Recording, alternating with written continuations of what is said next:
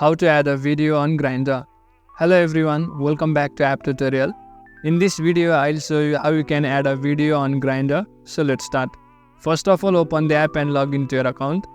After you log into your Grindr account, you will come to the browse section like this.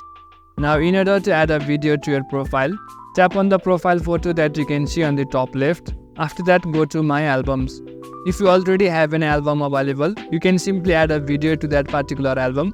Otherwise, you'll have to create a new one. For that, simply type the name of the album. After that, you can either directly take a photo or you can upload it from your library.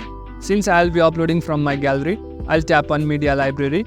Then after, select the video that you want to upload. Furthermore, you can also trim the video and make some simple edits. After you are satisfied, tap on Done that you can see at the top right. It will take few moments to upload the video. After the upload is complete, the video will be successfully added to your profile.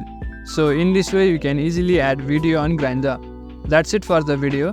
Make sure to subscribe to the channel for further similar videos and drop a like if you found this helpful.